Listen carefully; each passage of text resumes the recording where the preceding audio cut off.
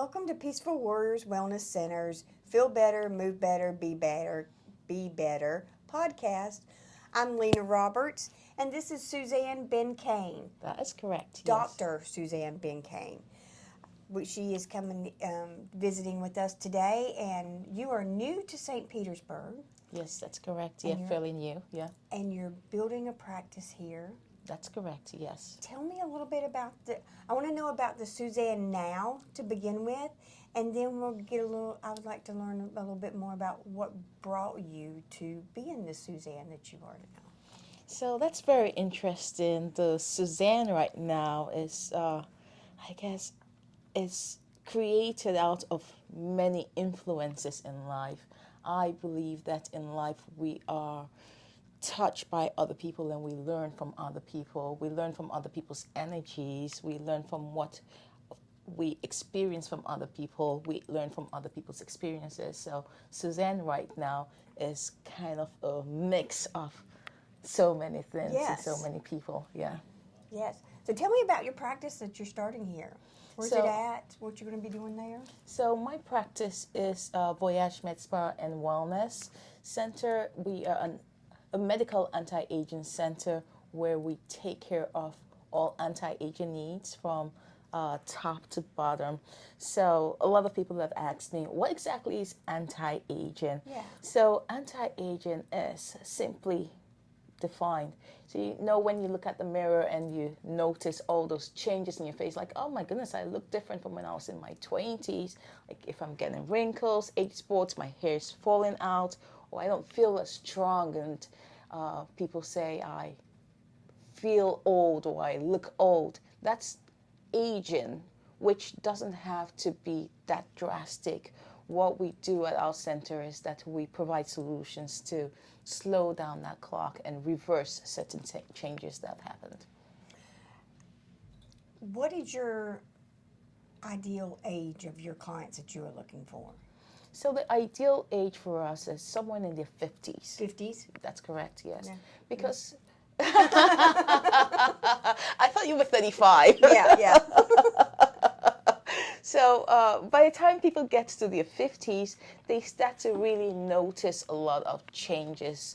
And that's when they wake up, it's like, oh, I don't really look or feel the way I used to a few years ago.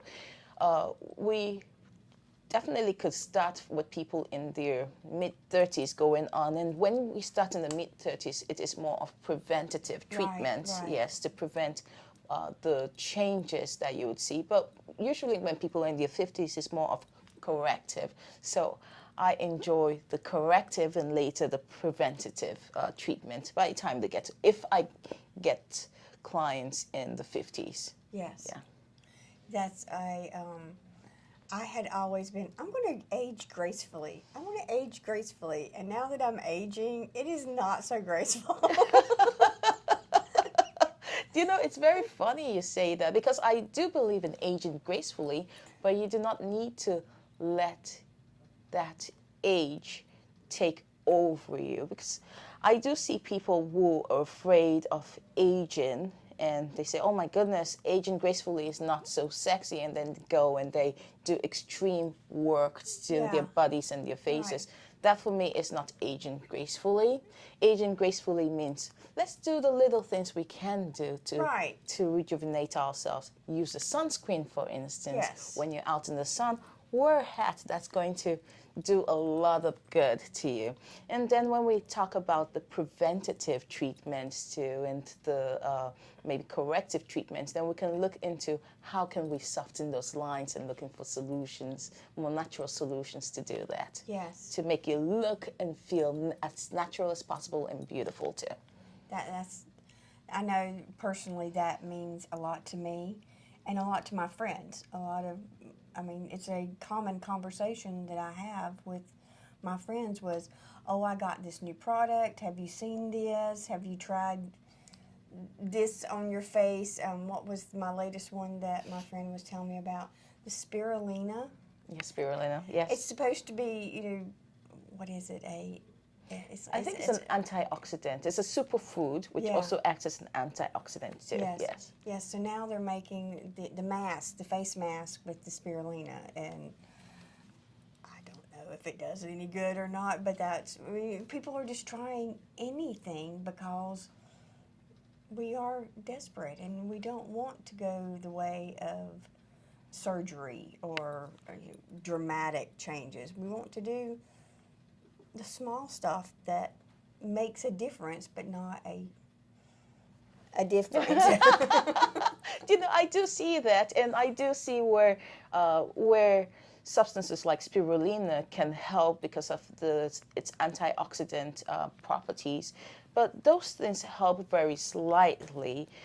When I think about anti-aging and technology, medical technology, the technology has changed vastly where you can achieve results which is significant. Spirulina, yes, does help some, but those changes you see are not as significant. I would say something like spirulina you could use for people in their 20s and 30s to prevent those changes that have already happened. When those changes have already happened, we need a little bit more help. Yes. Exactly, yes. Yeah, I can remember being a teenager and reading in some magazine that you could put mayonnaise in your hair as a conditioner, and what was it, egg whites and pineapple, I think, was a face mask that I had made. My face broke out and my hair was oily for a week. And so I'm always really, really scared of these natural products that you see on Facebook or your friends tell you about or whatever. I'm just like, yeah, I don't. But what you seem to be doing is not something that you're cooking up in your kitchen back there. That's correct. Again, I'm not exactly opposed to natural treatments if they do work for you, but what we need to recognize is each individual person is very different. So my approach to treatment is I'm not going to treat you based on textbook, but I'm going to treat you based on who is Lena, how is she like, does she take any medications, does her body react differently, what are Lena's goals when it comes to aging gracefully. Yes. Yes. So no, we're not cooking up things from Facebook or from the internet, but we're using up-to-date evidence-based treatments, medical treatments to help rejuvenate our bodies. And again, I believe in more of the natural way.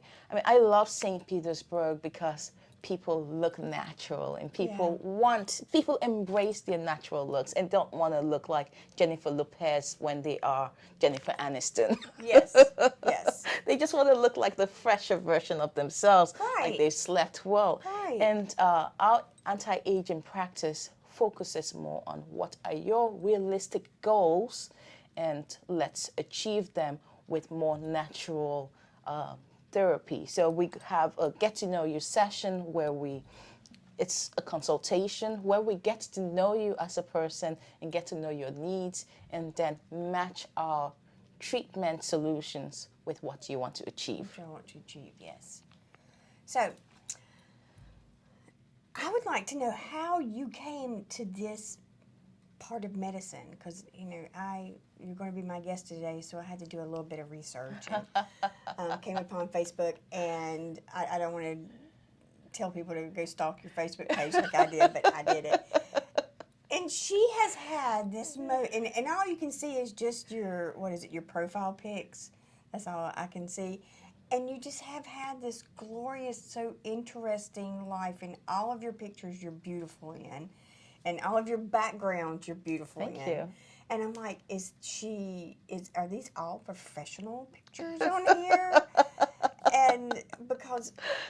But I think that what I'm seeing is how happy you are and how happy you have been.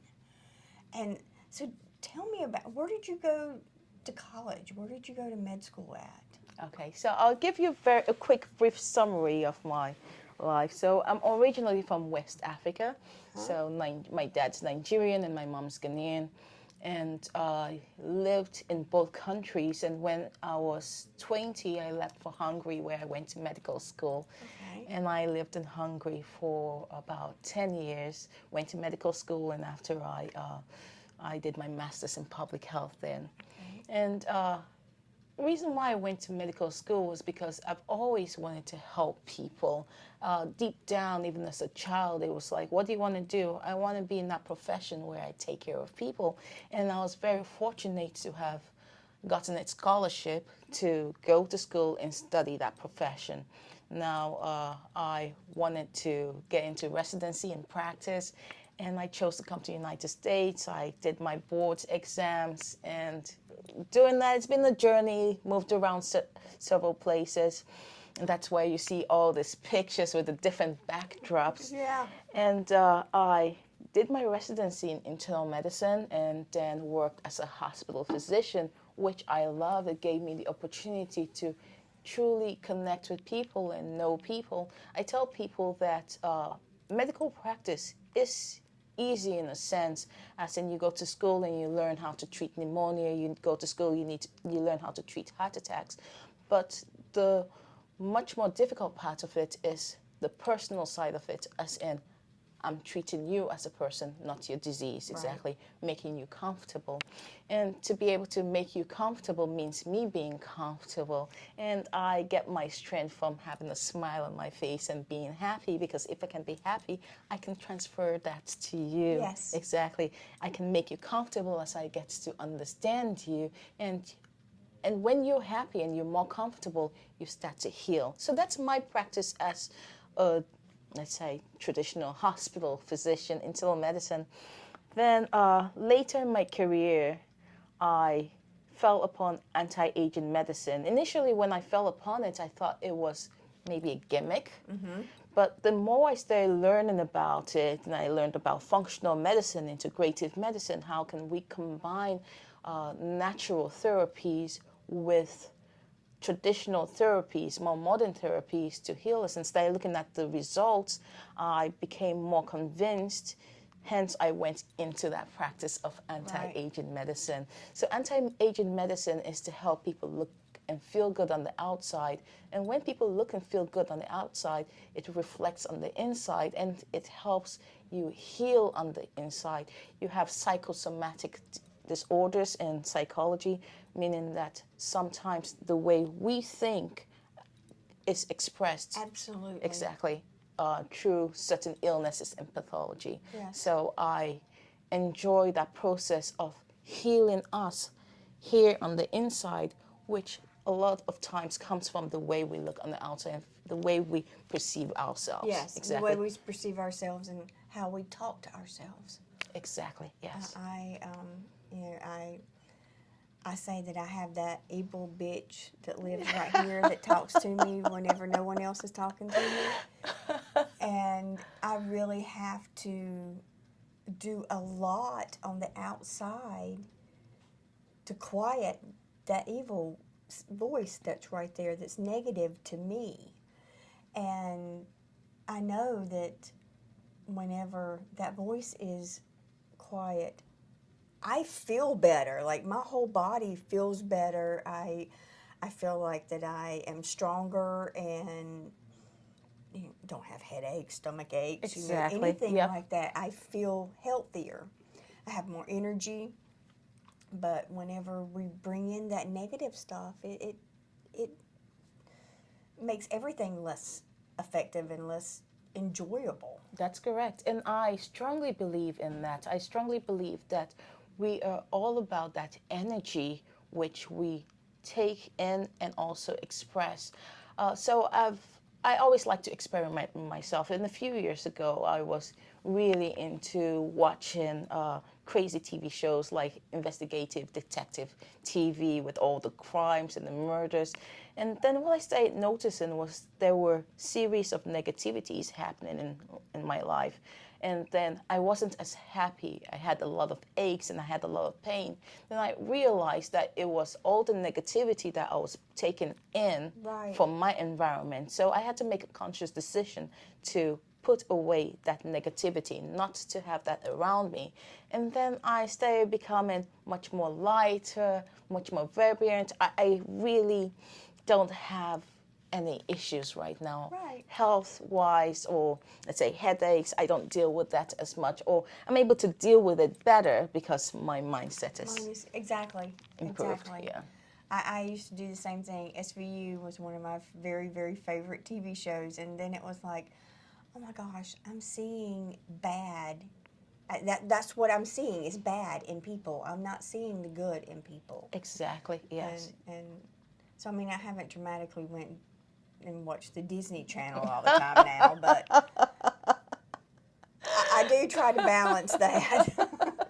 You know, it's very funny. Like when I speak to other physicians, I'm not able to speak to them a lot about spirituality, because when you're speaking about spirituality, that is very anti-science. But I strongly believe that there's so much about this world that we do not understand. Right. And when you're around people, when you walk into a room, you sort of feel a vibration. You feel, okay, am I safe here? Am I happy here? Can I relax here? Right. And that's the other senses, which is much more hooked to your subconscious. Right. So I'm a strong believer in that, even as a physician, and I use that channel to communicate with other people. Right. So I try to feel what you feel, and I try to feel your energy. I look at your eyes, look at your dilations of your eyes, those subconscious cues which Right. you have, and try to work with you on that level. And that's what I feel that way since the very first time I met you. I really have, I felt that you were someone who had a message that you really do want to help heal people. That's correct, yes. And you're like, oh, when someone feels that passionate about it, it makes me want to hear about it too. So I feel very honored to have met you guys. And I say you guys because now I'm going to ask you about Harry. Next week we're going to have Harry in here. So today it's me and you. How did you meet Harry? Where were you at?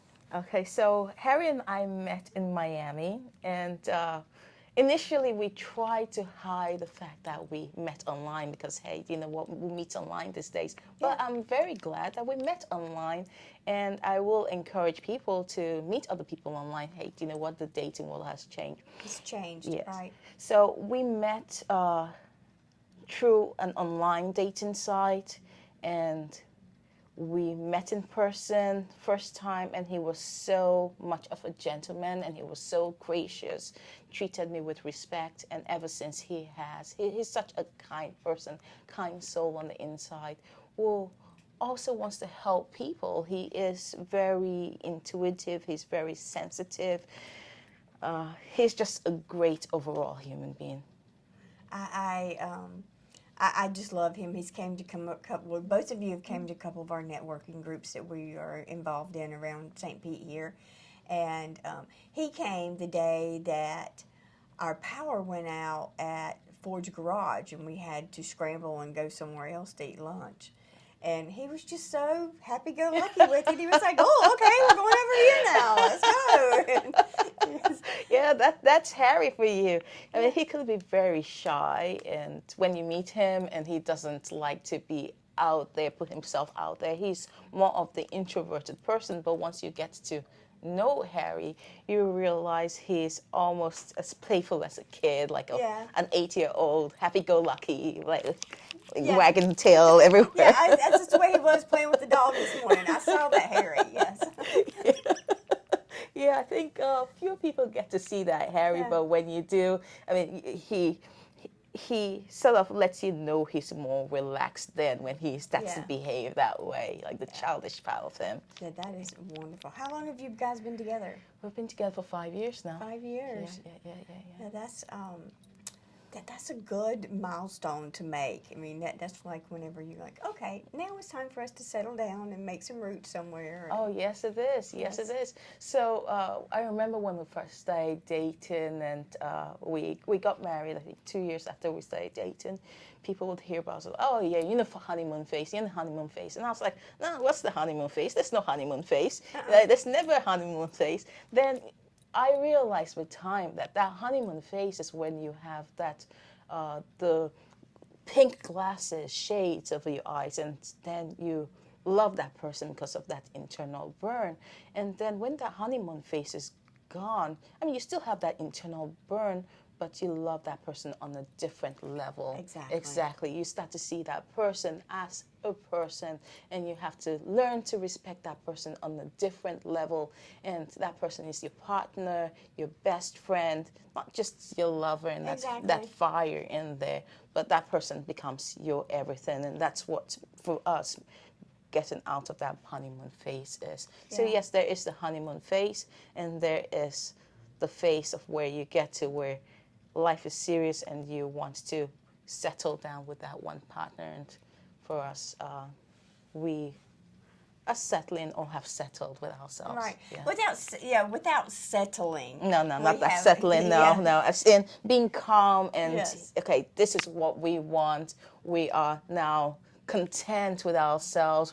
This is our lives. This is us together as a whole. That's what I mean by Yeah. settling. Yeah. Is pulling down roots. Exactly. Yeah. Your roots. That's to. So have you guys ever worked together before? No, we've never worked together before. I could not have ever imagined working with my husband. I would have never, if anyone had asked me before if I could work with my husband, I'd say, you're crazy. No.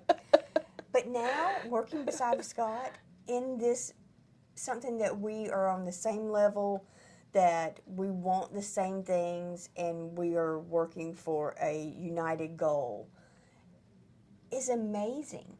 I cannot tell you how fulfilled I keep touching it, I'm sorry. How fulfilled I am to be doing this with someone else that has the same feelings as I do.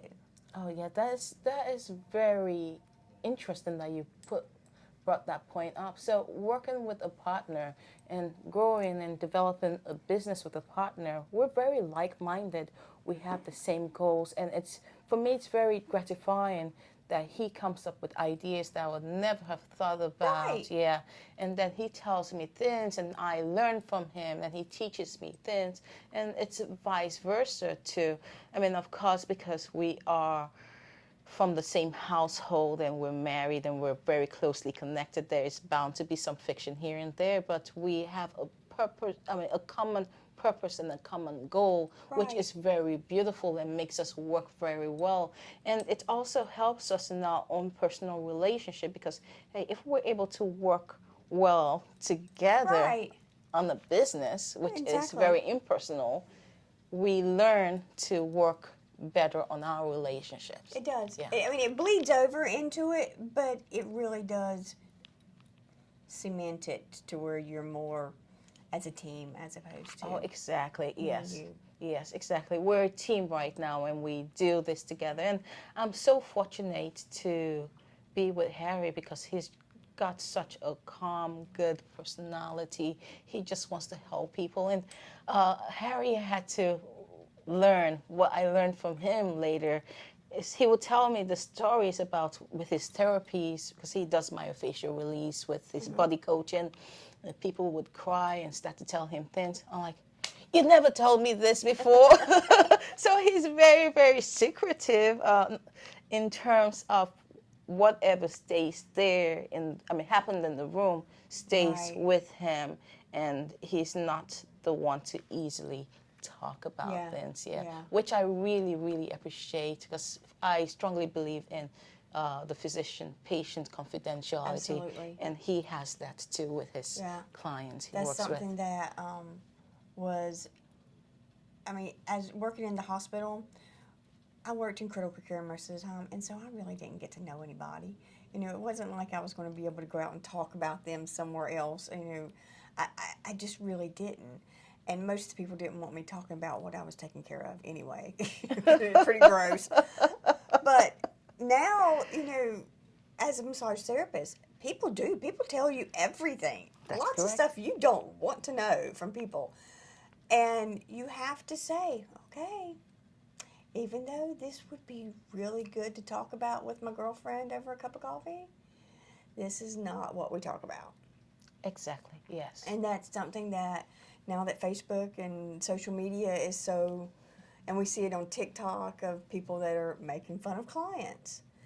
And, you know, not using names or anything, but I don't want to bring that into this practice of making fun of anyone. Yeah, and I think it's very important because people come here and when they're under your hands, like when you work on people, they get vulnerable. You're able to touch some spots and release some tension in them they didn't know they had that was connected to some trauma they've had. Right. And then they start opening up to you and talking to you, and that moment for them is a moment of vulnerability. So it would be very sad to have that information. Like everyone watches social media these days, Facebook, YouTube. It would be very sad for that person to read about their story. Right. So it's important for practitioners to still keep and preserve that client-caregiver relationship and confidentiality. Yes. As in whatever happens in this room stays here, like in in Vegas. this room. Yeah. Yes. We don't say this room is like Vegas. It's not. It's not like Vegas, no. Yeah, maybe I'll come with my parties, my drinks, music, casino lights. Yeah, that's what. When we put up the lights in here to begin with, the first stream of lights that I put around in here, they were messed up and you could not control them. You'd put them to be solid on and they'd start flashing and changing colors and it looked like a rave in here. And it was like, oh yeah, this is what Vegas rooms are probably like. That's too funny. So I have so enjoyed talking to you, Suzanne. Thank you. And is there anything that we should ask Harry next week? I don't know. We'll talk later. Thank you guys so much for listening with us today. We have had a great time talking. You can come to visit us at peacefulwarriorswellness.com. You can also give us a call at 727-822-8866. And do you have a phone number yet that people could call you or a website to go to? So we do have a website. Our website is Voyage, Voyage, Medspa and Wellness.com. Yes. And where's it located at, or going to be located at? So we're going to be located on 1920 4th Street North. That is right across the road from Sunken Gardens. Panera Bread, right on top of Panera Bread. That's where we are. Oh, with the pottery, what is Picasso, it? Picasso pottery. Yes. I love that place. Oh yeah, I know. Picasso is amazing, and the owner Lynn, I adore her. Yeah. So I go into Picasso, and I'm like, I wish I could be an artist someday. Here's a secret. Whenever Scott has done something bad, I make him take me to Picasso. So that's like his makeup. So if you look around this room, you'll see a bunch of pottery in here that's all from Picasso. Nice. Oh, Picasso is amazing. We need to go there, Harry and myself, and make a few things. Like Lynn, the owner of Picasso, told me they've got an event on Fridays called Potty Mouth Fridays. Oh. Yeah, it's very interesting. As in, you go and you can write whatever you want to write in your pottery. Most things she might not be able to display. Yeah. But it's an adult thing to do, yeah. Yes, I love it. I do. I love it. Whenever I go, I want to go to Panera Bread and get my food and then go up there and pick out my pottery and eat and paint and chill out. Nice, and then you can now come down the hallway and Yes. then visit with us. Yes. Okay. Excuse me. Thank you for coming. And I Thank you, look Lena. forward to seeing you again around town soon. Awesome. When is your place supposed to open? So we're looking at an open date in May. May. Yes. That's great. Yeah. That's great. That's soon, too. Oh yeah, I know, right around the corner. We're excited and apprehensive and like, I know, all those crazy. feelings all in Exactly. one. Yeah, it's like, oh my God, it's right around the corner. I know. All right. Yeah. Thank you very much. Thank you.